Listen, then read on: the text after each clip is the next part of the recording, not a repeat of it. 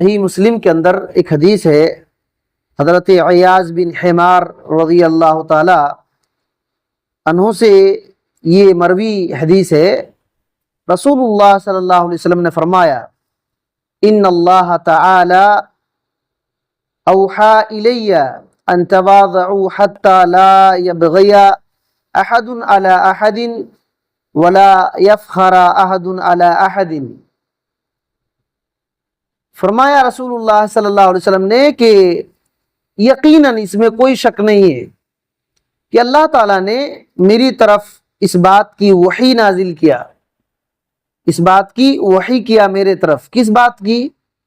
اس بات کی وحی کیا کہ ان تواضعوا، کہ عاجزی کرو، تم لوگ عاجزی کرو، تم لوگ عاجزی کرو، یہاں تک کہ کوئی کسی پر ظلم نہ کرو، کوئی کسی پر ظلم نہ کرے، اتنا عاجزی کرو، اور کوئی آدمی کسی دوسرے پر فخر نہ کرے۔ عاجزی کا بہترین مطلب رسول اللہ صلی اللہ علیہ وسلم نے یہ بتلایا۔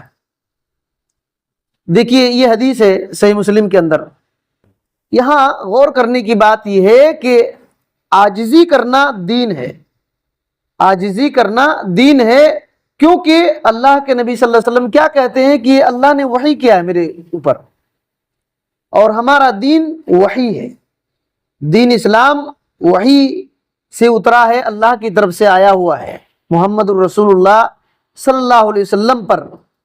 تو یہ دین ہے، تواضع، عاجزی کرنا دین ہے، اور سب سے بہترین اس کا مطلب ہمارے نبی صلی اللہ علیہ وسلم نے بتلا دیا کہ تواضع کا کیا مطلب ہوتا ہے۔ تواضع کا یہی مطلب ہے کہ کسی پر ظلم نہ کرو، کوئی آدمی دوسرے پر ظلم نہ کرے اور کوئی فخر نہ کرے، ظلم نہ کرے اور فخر نہ کرے۔ علامہ محمد بن صالح عثیمین رحمۃ اللہ علیہ اس حدیث کے بارے میں ذکر کرتے ہیں کہ دیکھیے، کوئی اگر آدمی بڑا ہوتا ہے تو باپ بڑا ہوتا ہے نا، بیٹا چھوٹا ہوتا ہے، تو بیٹا کے لیے باپ بڑا ہے اور باپ کے لیے بیٹا جو ہے نا چھوٹا ہے، اور برابر آدمی ہے تو بھائی۔ تو کہتے ہیں کہ اگر تم سے کوئی بڑا ہے تو تم جس طریقے سے باپ کی عزت احترام کرتے ہو اسی طریقے سے عزت اور احترام کرو، اور اگر تم سے کوئی چھوٹا ہے تو تم اپنے بیٹے سے کیسے معاملہ کرتے ہو اس طریقے سے معاملہ کرو، اس طریقے سے معاملہ کرو۔ اگر تمہارا ہم عمر ہے تو بھائی کی طرح معاملہ کرو۔ کتنا بہترین مطلب بتلائے، کتنا بہترین مطلب بیان کیے۔ تو اسی طریقے سے ہم کو معاملہ کرنا، اگر ہم سے چھوٹا آدمی ہے تو شفقت کرنا، مہربانی کرنا، بڑا ہے تو اکرام کرنا، عزت کرنا، عزت احترام کرنا، یہ اسلام سکھاتا ہے۔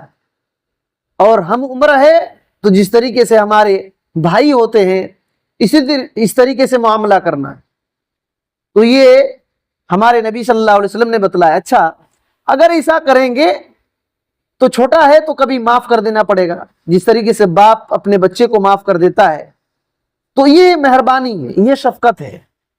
اور بڑا ہے تو بدزبانی نہیں کرنا، اس کی عزت احترام کرنا۔ اس سے کیا ملے گا؟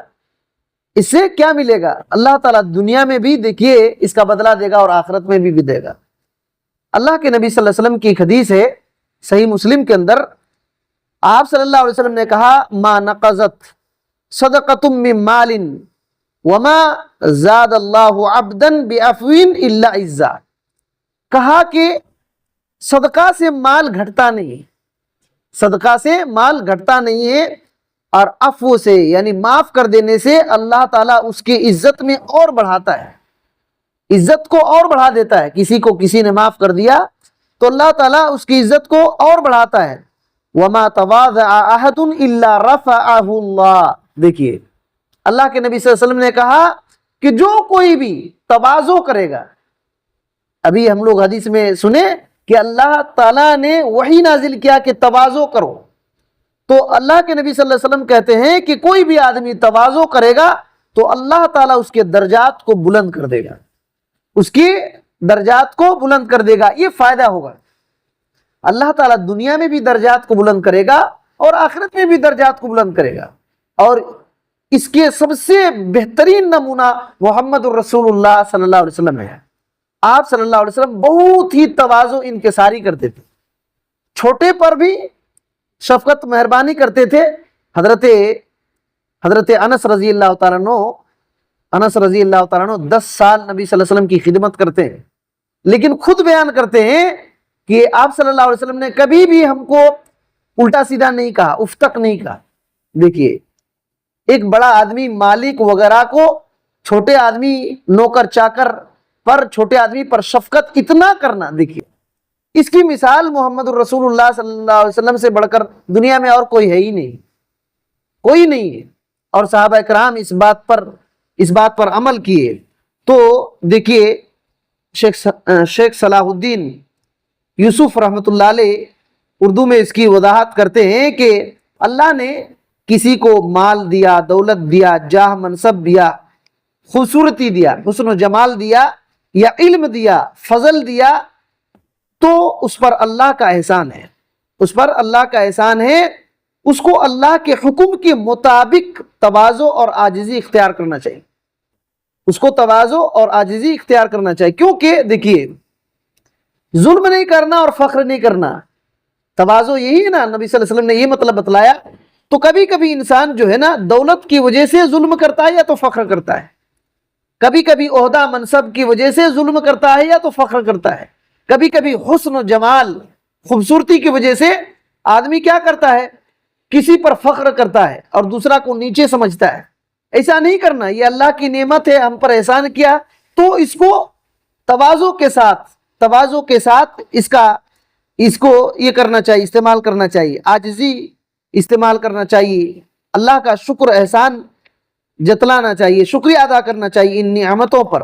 اور ایک حدیث ہے مختصر سی، اور بات سمجھ میں آ جائے کہ اس کا نقصان کیا ہوگا اگر کوئی آدمی اس کا الٹا کرتا ہے۔ اللہ کے نبی صلی اللہ علیہ وسلم نے کہا کہ اللہ نے وہی کیا کہ تواضع کرو، یعنی ظلم نہ کرو اور فخر نہ کرو۔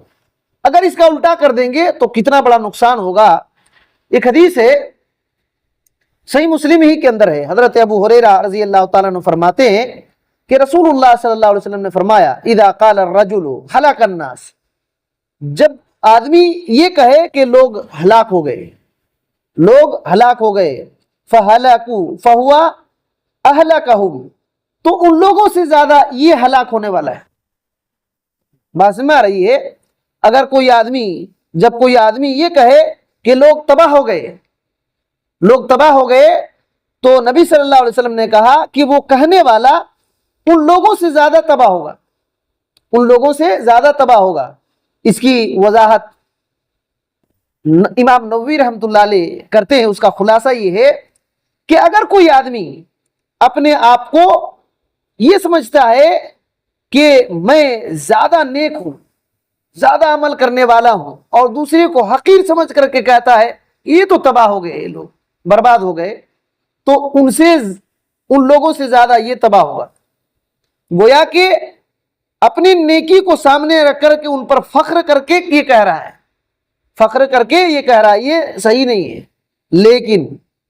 لیکن اگر کوئی آدمی دیکھ رہا ہے کہ کوئی گناہ پر گناہ کیے جا رہا ہے اور افسوس کا اظہار کرتے ہوئے یہ کہہ رہا ہے کہ ایسے کام کرنے سے تباہی آتی ہے وغیرہ، تو اس میں کوئی حرج نہیں۔ لیکن کوئی فخر کے ذریعے سے کہہ رہا ہے تو بندہ ان لوگوں سے زیادہ یہ ہلاک ہوگا۔